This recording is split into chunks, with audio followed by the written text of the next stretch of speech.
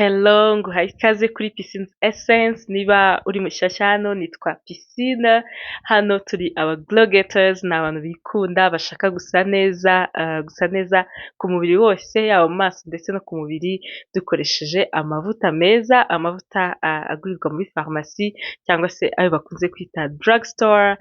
Urugero harimo nk'amavuta akenshi umaze kumenyera ni CeraVe, ariko harimo n'izindi brands nyinshi nka Uriage, SPR, Dove n'izindi nyinshi cyane. Ubwo rero niba utari waza muri uyu muryango w'aba glow getters, nkwaye ikaze. Muri comments nshyiraho link, hari groupe tuganiriramo tukaganira ibijyanye no gusa neza. Yes, so ncuruza amavuta meza, amavuta atangiza uruhu kandi atuma usa neza.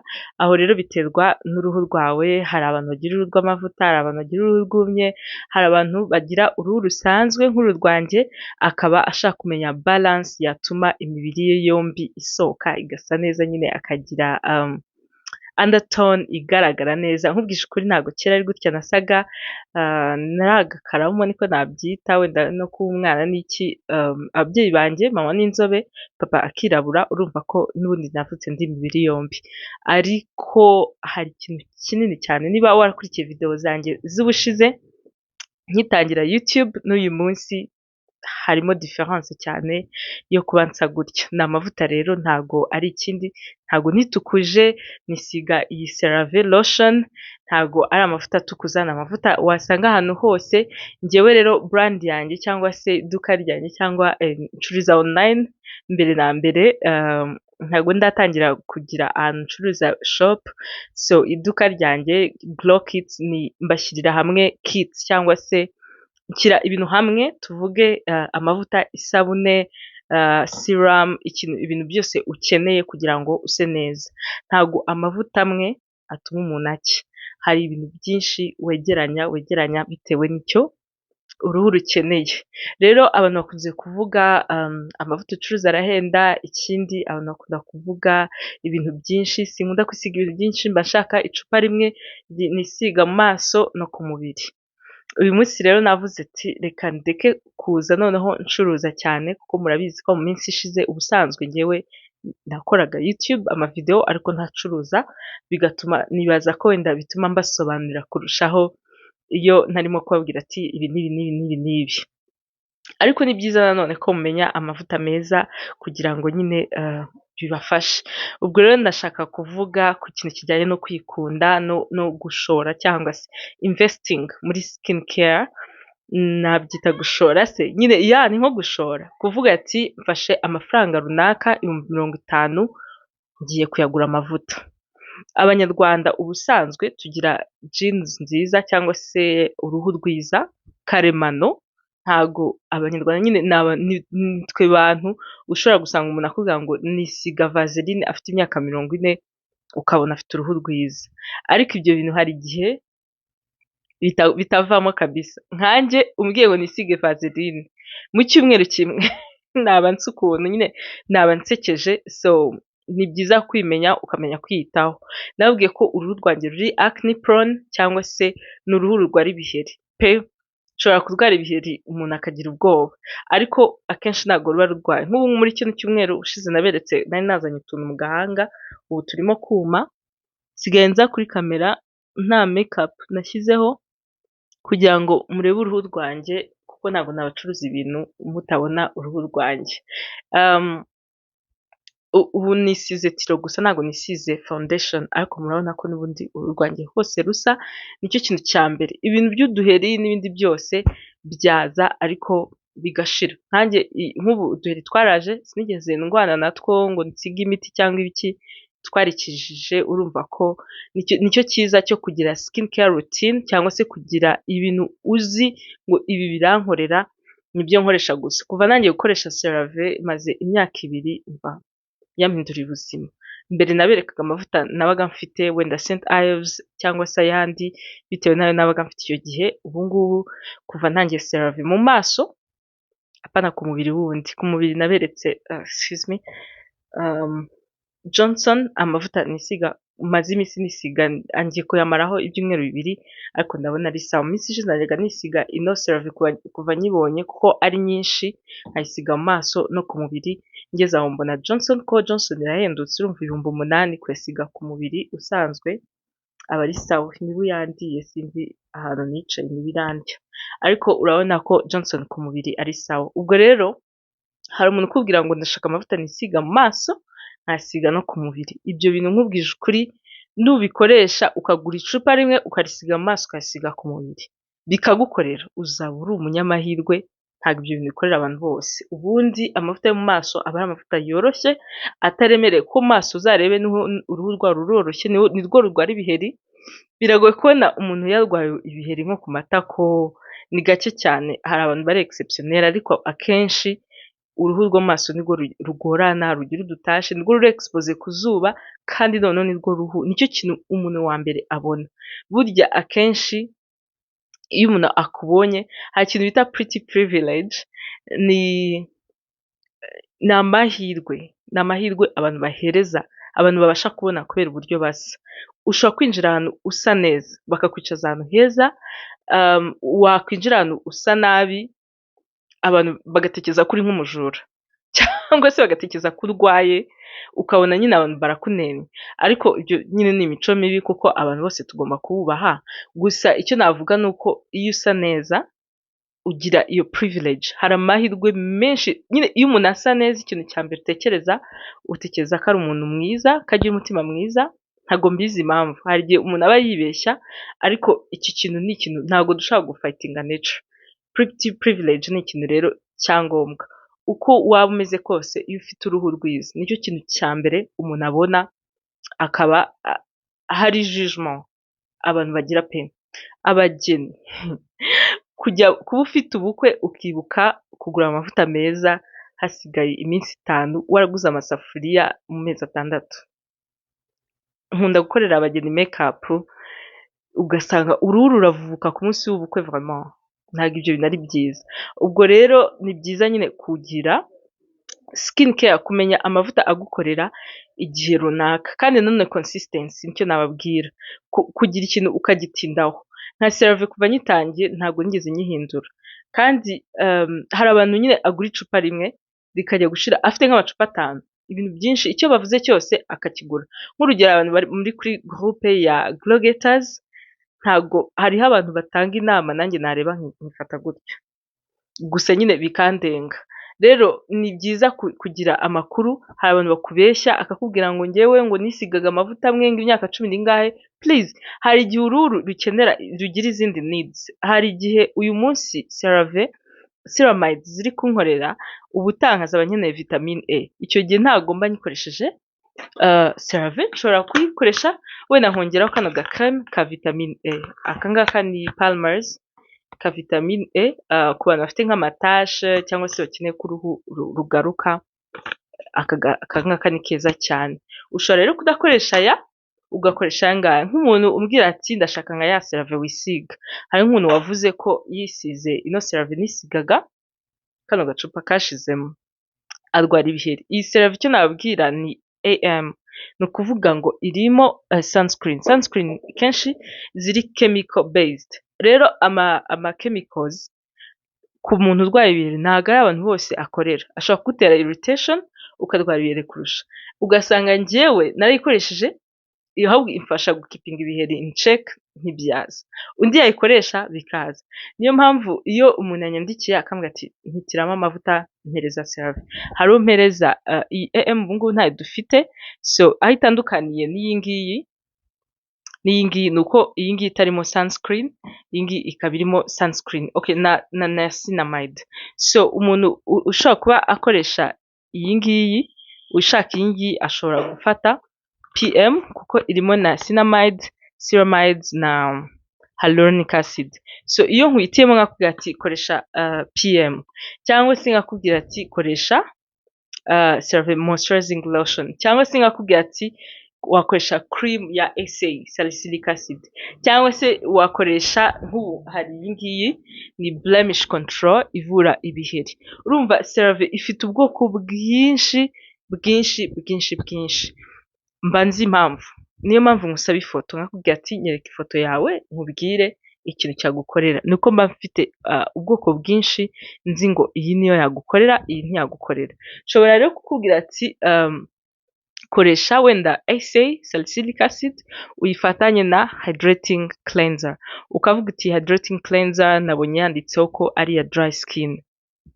Balance. Impamvu mba nkubwiye gutyo nuko mbona ko ufite uruhu rw'amavuta, iyi ngiyi yanditseho dry skin, ariko uruhu rw'amavuta nurukoresha wenda isabune igenewe uruhu rw'amavuta, ugakoresha amavuta agenewe uruhu rw'amavuta, biragenda bikamura amavuta, noneho uzi icyo bikora, uruhu ruravuga okay, noneho umubiri ukeneye amavuta menshi, sebum cyangwa se aya mavuta uruhu rukora ikaba nyinshi, noneho uruhu aho kugira ngo rukire rugakomeza guproducinga sebum nyinshi, ibiheri ntibikire, ikintu na kimwe ntigikire kuko warustresheje, uri kurusaba amavuta menshi, kandi ayo mavuta menshi niyo ashobora gutuma bacteries zitera ibiheri ziza. So niba njyewe nyine niyo business model nahisemo yo kuvuga ngo mpereza umuntu muhitiramo nkamukorera kit, isabune, amavuta, serum cyangwa se oil bijyanye, kubera ko mba nzi impamvu naguhitemo ibyo ngibyo. Uhisemo kugurira iwanjye, uhitamo ko tujyana, ko dukorana urwo rugendo rwo guhitamo ukazagira skin care routine bijyanye. Uhisemo kugurira ahandi, ibi bintu biba ahantu hose, wagenda ukahitamo ukabigura nta kibazo. Please don't call me. Ntago waba uri muri pharmacy, kamwe mujye mwubaha igihe cyacu, ugiye ahantu yaba pharmacy cyangwa shop, ugiye kugura ikintu ncuruza ukampamagara ngo please ngo mfasha guhitamo ngo mpiteme iyi cyangwa iyi. No, ntabwo service nyitanga. Niba ushaka kutugura kugurira iwanjye, njyewe iyo service ndayigwa yo kuvuga ngo ndagushyira hamwe kit yagufasha, ariko niba nkurecommendinze ikintu ukajya kugihitamo ahandi, it's up to you, sibyo? Ikindi navuga, abantu banyereza amafoto ngo mbahitiremo skin care bakoresha, habaho amavuta nk'igihumbi na 800, keretse uvuze uti nuko ntarafungura iduka wenda ngo uvuge ngo winjiye mu iduka ryanjye, ariko just make it make sense kuba wakwinjira mu iduka runaka ry'umuntu ukinjirana aya mavuta ukamubwira ngo mpitiramo hagati y'aya n'aya. Uwo muntu yabigufasha? No, ntabwo yabikora, kuko nanjye mu gitondo marabyutse kugira ngo nsubize abantu bashaka kungurira. Anyway, reka dukomeze. So nandi kubabwira ku kintu nyine kijyanye no kwikunda, ko iyo ushoye urumva ibi ntabwo biba bihendutse. Nk'iyi cleanser igura 28,000, ariko ni cleanser ushobora gukoresha amezi 3, uruhu rutwara igihe kugira ngo rumenyere product runaka. Ntabwo ari kuvuga ngo uraguze ngo ndahita nsa neza, ugasanga umuntu yagiye bamukubise ibintu by'200,000 arabikoresheje nta kintu na kimwe gihindutse, ahise bivaho. Hari igihe icupa rya mbere urimara ntirigukorere, irya kabiri akaba ariryo rigukorera. Hari n'igihe nshobora kuguhereza iyi blemish control, iyi ngiyi yumisha ibiheri, hanyuma ibiheri nkabona byumye, icyo gihe ntabwo uzasubira kuri iyi ngiyi ngo uvuge ngo njyewe nisiga blemish control imyaka 2. No, ushobora kuvuga ati ibiheri byawe nubwo ufite acne prone skin, ibi ngibi uzayikoresha igihe runaka irangire, hanyuma ukoresha ayandi. Nshobora no kuguhereza iyi combination ya blemish control na PM, kubera ko PM nzi ko irimo na niacinamide ishobora gukalma uruhu rwawe mu gihe uri gukoresha uyu muti, ariko ikiza cyakangaka nanone nuko kumisha ariko kagasubiza skin barrier. So hari impamvu manguhaye kit runaka. Hari nk'amaserum, abantu bavuga ati ndashaka ko umpereza CeraVe ariko ntizanyirabuze. Iyo umaze kugira uruhu rumeze neza, ni gutangira none kwita ku bintu byo kuvuga ngo ndashaka gucya, ndashaka gusa neza kurushaho. Hari nk'iyi serum iri correcteur, irakosora utuntu nyine twose tudakeye ku ruhu, ariko nayo ntabwo nyereza abantu bose. Hari igihe nkureba nkabona bitewe nanone na history, niba warakoresheje hydroquinone cyane, biragoye ko naguhereza serum ishobora kuba irimo wenda nka vitamine C cyangwa ikindi kintu kitajyanye na skin yawe. Ubwo rero biterwa, niyo mpamvu njyewe mbasaba ngo niba ushaka ko dukorana, umpe ifoto, umpe audio, umbwire uti ndashaka gukemura ikibazo runaka, ndashaka gukira ibi bihe, ndashaka kugabanya aya mavuta, ndashaka kugira gute. Iyo nkwaye iyo balance, nshobora kuguhereza isabune iri hydrating, nkaguhereza amavuta nk'aya ngaya ntabwo yanditseho ko ari aya oily skin, yanditseho actually normal to dry skin, ariko ni amavuta ari light kandi adacloginga pores, niko manzi impamvu. Aya ni mavuta yose mba nyafite ariko nkaguhitiramo aya ngaya. Nshobora kutaguhereza CeraVe, nkaguhereza wenda nk'iyi creme ivura ibiheri. Haba hari impamvu bitewe n'iki na ingredients, wenda ko mbona ibiheri bishobora kuba bikeneye benzoyl peroxide, bishobora kuba bikeneye salicylic acid cyangwa se bikeneye sulfur. Hari uburyo butandukanye bwinshi bwo kuvura ibiheri. So natandukiriye? Oya, ntabwo natandukiriye, ndi kuvuga impamvu yo kwiyitaho mbere yo kugura amavuta, ni ukumenya, ni ukuba informed, ukavuga uti impamvu umitiyemo iyi ni iyihe. Hari Google, hari ibintu byose, ariko nanone tujye twibuka yuko Google ifite ababloggers benshi cyane. So niba ugiye gushaka amakuru, shaka amakuru kuri site yizewe. Niba hari uburyo bwo gushyiramo ifoto yawe, bikore kugira ngo ubashe kugira iyo information yuzuye, kuko hari igihe umuntu ahereza review ikintu runaka undi ntikimukorere. Ntago mvuga ko ndi umuganga, ntago ndi umudermatologue, ntago ndi iki, ni experience mfite mu bintu kubera ko mbimazemo igihe. Ariko nuko ngiye nguhaye recommendation runaka, nuko mba nzi neza ngo nzagukurikirana. Aba glogators murabizi, abantu baguze amavuta, hari iyindi group bajyamo, umuntu wese waguze utarajya muri la group nayimushyiramo. Ntago ari group ibamo discussions, gusa iyo umuntu ashaka ko musubiza byihutirwa, kubera ko mafite nk'ama message menshi wanditse kuri la group, hari feedback ushaka kumpa, biroroshye cyane kuba nabona chat yawe byihuse, nkaba nagusubiza inbox bitewe na skin care needs zawe. Oh my god, yeah. Udusabune twa Piari turahari. Abantu bagura amasabune murabizi ko Piari ari sabune nziza cyane cyane ku ruhu, ku bantu bavuga ngo Piari ibagiraho ngo nibibatera utuntu tw'umweru, akenshi uba warabaye expose kuri hydroquinone, aho nga ntago byakorana. Iyi sabune ntago ari mukorogo, iyi sabune irimo ama oils, ntago irimo hydroquinone cyangwa ngo ibiki byose, nta nubwo irimo kojic acid nubwo ari nziza. Irimo ama castor oil, coconut oil, turmeric. Mujye musoma please, birafasha cyane gusoma iyo ukoresha ikintu. Isabune za Dove ziracyahari, ni nziza cyane cyane cyane, zituma uruhu rworoha, ntago zikesha. Hari nk'aka ga creme ka SVR karimo niacinamide, nako na creme keza gafasha uruhu gukontrola amavuta. Hari abantu rero bavuga ngo utuntu dutoya naraturambiwe, ntago tumfasha, ndashaka igicupa kinini. Yes, akantu gatoya niba ukaguze kagura 30, hari impamvu runaka baba baragakoze bakagashyiramo actives runaka zigomba kuza gufasha uruhu rwawe. Niba ukeneye igicupa kinini, yes, hari amacupa manini rwose mfite, hari Medix, amacupa meza cyane. Amavuta ya Medix ni amavuta atuma uruhu rucya, ariko ntago nakwizeza ngo aza gukesha, agukiza ibiheri, agukiza iminkanyari, agukore no.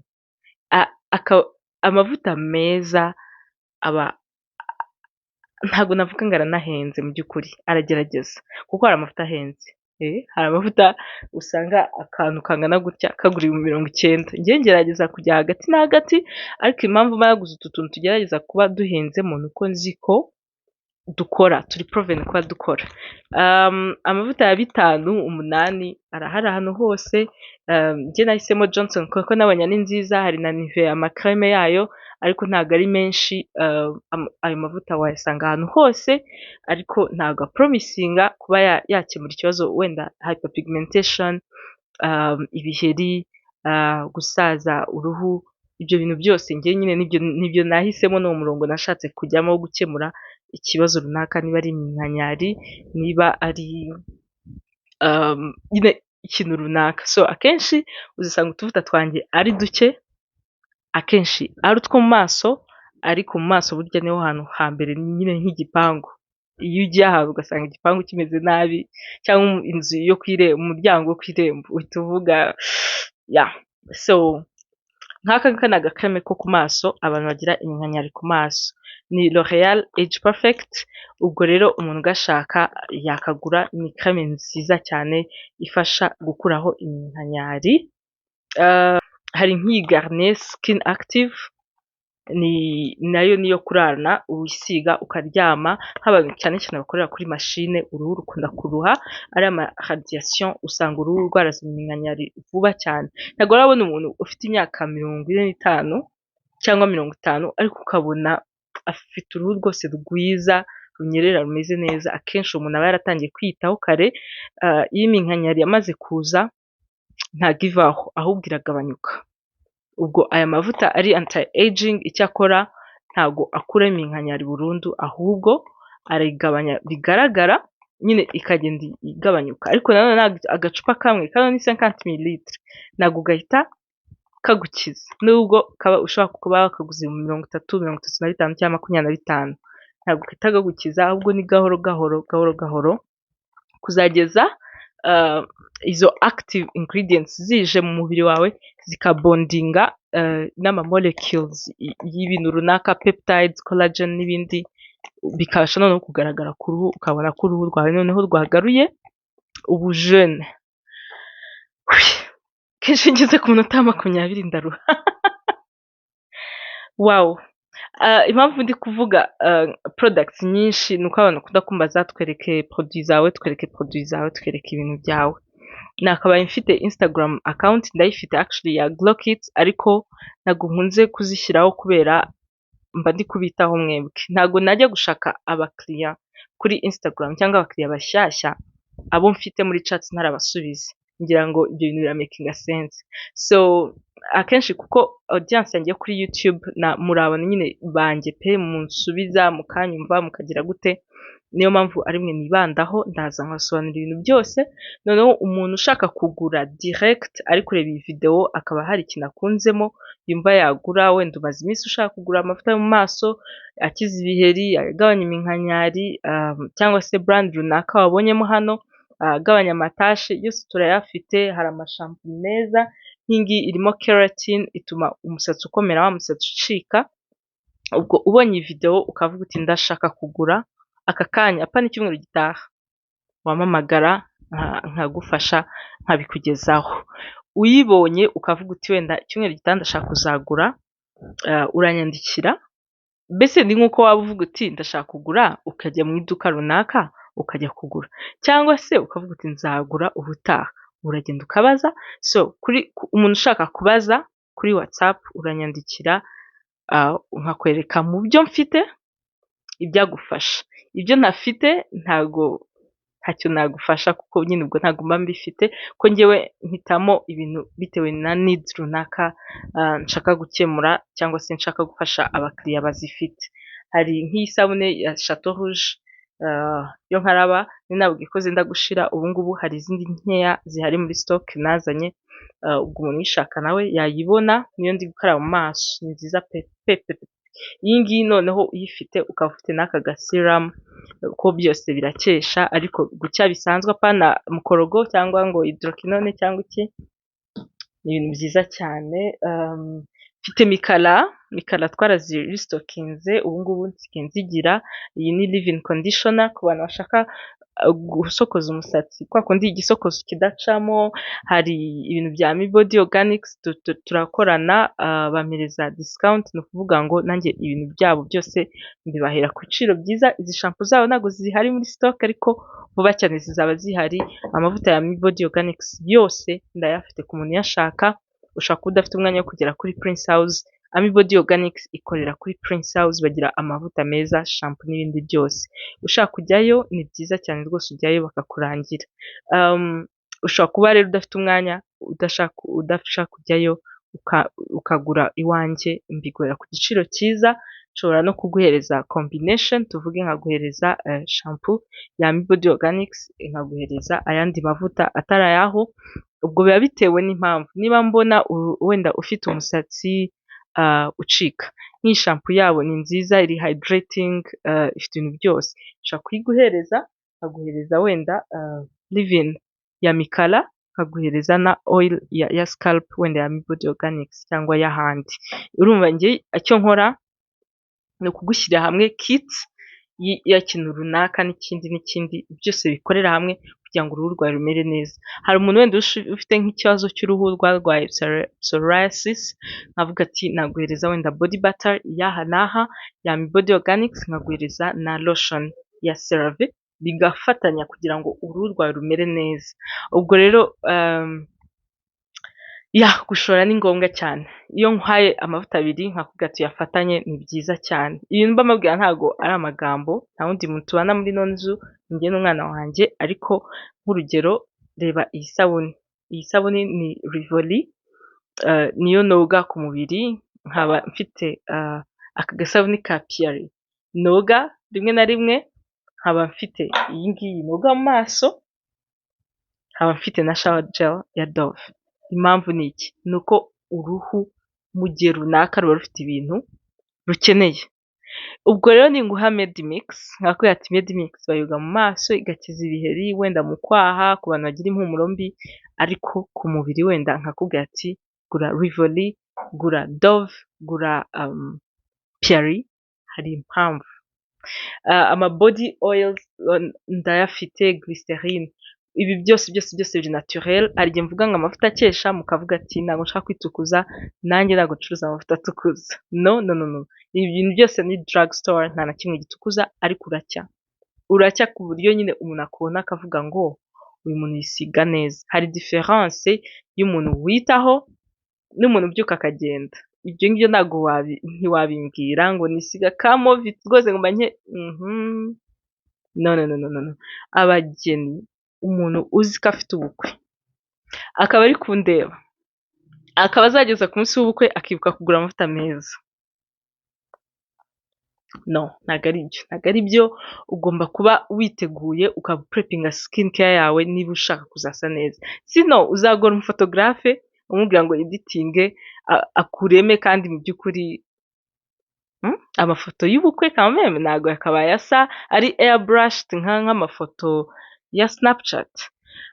Sinabageni gusa, umuntu wese uzi ko afite big day ashaka kujya ahantu ashaka kugaragara. Njyewe iyo mfite ahantu nshaka kujya nkaba nzi ko nshobora kuba center ya attention, bishobora kumfata iyindi minsi 4 yo gufata akantu runaka ko kongeramo aka essence. Haba utuntu twinshi cyane ushyira ku ruhu, ariko nanone bigagufata iminsi kugira ngo uzagende nyine ubereye ijisho, niko nabyita. Ubwo rero abantu bisize amavuta akesha cyangwa se éclaircissant, hari glycerine nziza. Ntago mfite ama lotions ari éclaircissant, ariko hari glycerine nk'iyi ya crystalline, ni glycerine nziza iri safe iyo utayikoresha cyane, cyangwa se ukayikoresha nijoro. So tuyishyira muri utu ducupa dutoya, utu ducupa ni mililitiro 100. Iyi glycerine irimo hano igura 7,000. Ubwo umuntu uyishaka, ni glycerine nziza kurusha twa glycerine twose ugenda ugura twa activating amavuta akesha ugasanga ntabwo ari twiza.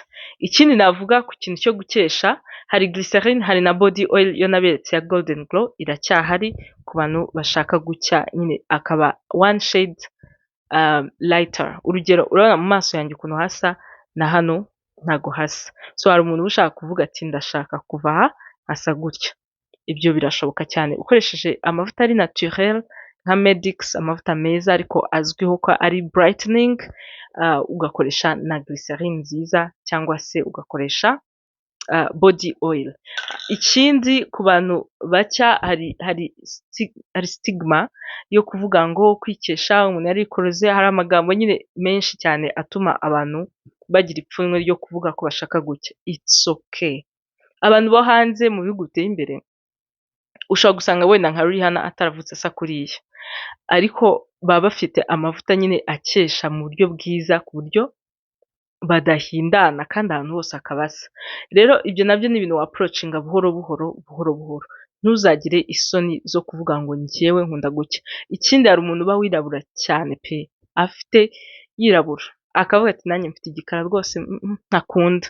Ntago waba wirabura cyane ngo ngufate uve kuba wirabura cyane uze use nka gutya, cyangwa se ube inzobe inandusha. Ibyo ngibyo nawe urabyumva kuba hari ikintu wikuyeho wihinduye, ariko ushobora kuvuga uti njyewe uko nsa nirabura hari undertone nshaka ko isohoka, nyine kakaba gakeye. Urabona nka hano hari ukuntu nyine haba hakeye cyane kurusha hano, nyine ukavuga uti ndashaka ko nyine undertone yanjye isohoka ku buryo hari nk'ukuntu bagufotora ukabona nyine urirabura ariko agafoto kagukesheje, so ushobora kuvuga uti ndashaka gusa kuriya.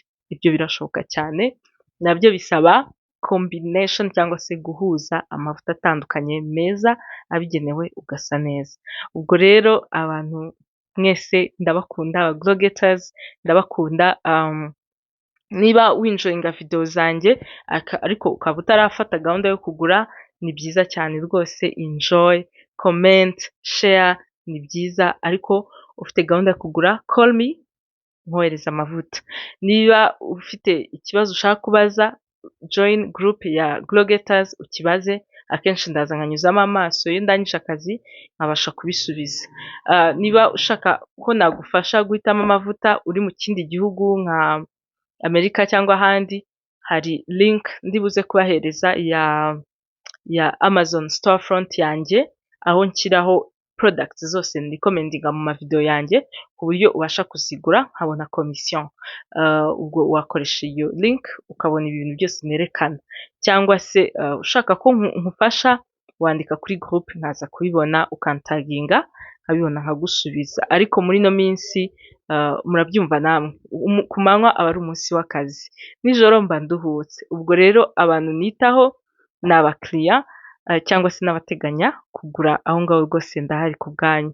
Ariko umuntu ushaka kwibariza ikibazo gusa, nta kibazo, namwe ngira umwanya wo kuza asubiza kuri group. Mwarabibonye ko ngira umwanya nkafunga chat, kubera ko chat aba ari nyinshi, hanyuma nkabona umwanya wo kuzisubiza zose, nkaza nkazifungura nzi ko buri muntu wese yasomye. So aba glow getters ndabakunda, ni ukuri, nimwe bantu mungira uwo ndiwe. Abantu bose mundeba, hari umuntu ukubwira ngo ngo disi uradusubiza ngo duhe umwanya, nicyo kintu nshinzwe, ndahari ku bwanyu kubera ko namwe muba mwampaye umwanya. Hari akandi kantu nshaka kubereka, kano kantu gakesha amenyo. Ntabwo mubizi, kano kantu gakesha amenyo hahandi ugakoresha ugahita uyabona akeye ubireba ugifite miroir. So ukoresha amazi ashyushye ugacira, harimo udutishe coton ukoresha kuri buri gatishe coton, gakora kuri agapande kamwe, gakora ku ryinyo rimwe umunota umwe. Ushyiraho na liquide nako muri farumasi, please, ntabwo ncuruza ibintu bya magendu ntazi. Na liquide ushyira ku gatishe coton ugahanagura ku ryinyo umunota, ugakoresha amazi ashyushye kuri buri ryinyo ugacira, ujya kubirangiza resulta uzibona. Hanyuma ukazongera kugakoresha nyuma y'icyumweru, wabona amenyo akeye ukakareka kugeza hari igihe amenyo azaho ibizinga, nk'abantu banywa itabi, abantu banywa ibyayi bya mukaru, nyine hari n'igihe amenyo aba afite ibizinga tu. Akantu ni sawa cyane, njye ndagakoresha, ni keza cyane.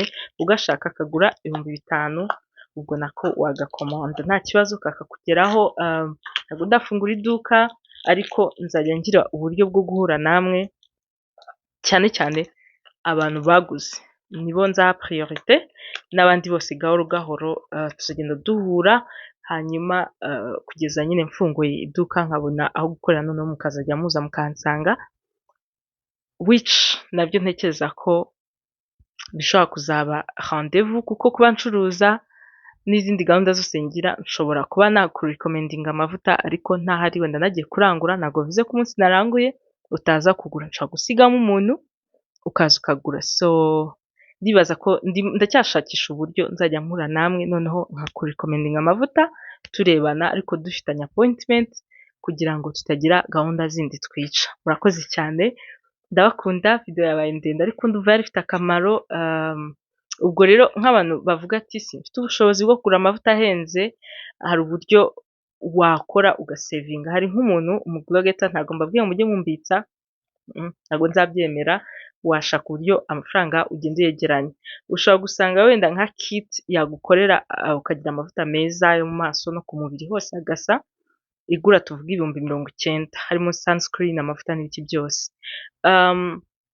Ushobora kuvuga uti ibihumbi 90, wenda nzashaka 40, mpere ku kintu runaka, mpere wenda ku isabune nziza n'amavuta runaka meza, noneho ikindi gihe nzagura serum, ikindi gihe nzagura iki n'iki n'iki, kugeza igihe uzabyubaka byose bikabera rimwe, noneho ukazagira uruhu rusa neza. Ntago twese dufata ibihumbi 90 ngo tugure amavuta. Nanjye ntabwo nabikora, ntabwo ayo mafaranga nyagira, ariko ushobora kugura akantu kamwe ukagura tona kuko ari ikenewe, ukagura ikindi kintu gutyo bikazagukorera. Amavuta rero ncuruza, hari umuntu ukubaza ngo nese ngo nta handi wayasanga ngo mbize gute? Amavuta ncuruza ntabwo ngiye kubabeshya ko nta handi wayasanga, ahantu hose arahaba. Icyo ngewe umwihariko nguhereza ni uko nkuhitiramo cyangwa se nkwigisha nkagufasha guhitamo amavuta akubereye. Ubwo rero niba nagufashije guhitamo hanyuma ukajya ahandi ukambwira ngo none se ko bari bambwiye ngo nisige rinju, you're on your own, iyo chat nshobora kutayisubiza kuko please naguhaye iminota 30 yose yo gusobanurira, nkweretse ikintu uragiye ufashe information yandi uraje urambwira uti none se ko bambwiye ngo nkoresha.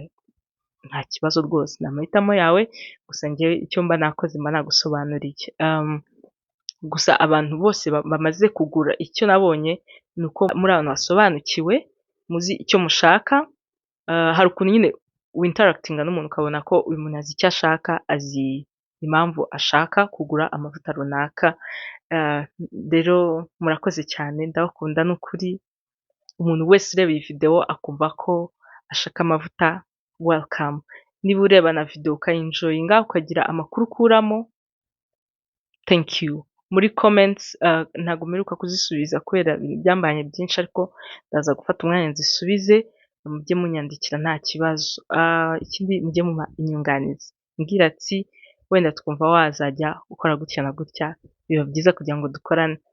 Glogaters kuri groupe murabimbwira n'ukuri, ndabashimiye cyane kuko bituma mbasha kubakorera ibintu bijyanye namwe. Ibitekerezo byose mwampaye nzabikora. Abashaka kumenya kit umuntu akeneye kugira ngo ase neza, isabune, amavuta n'ibindi byose nzabibakorera. Abashaka kumenya uko umuntu yahumura neza, ni ibintu bihera muri dushe kugeza kuri parfum ukoresha. Ntago waba wisiga ukaraba isabune ihumura ukuntu, amavuta ahumura ukuntu ngo uvuge ngo uraza guhumura neza niyo wakoresha parfum ihenze gute. Ibyo bintu byose biba bigomba kujyana.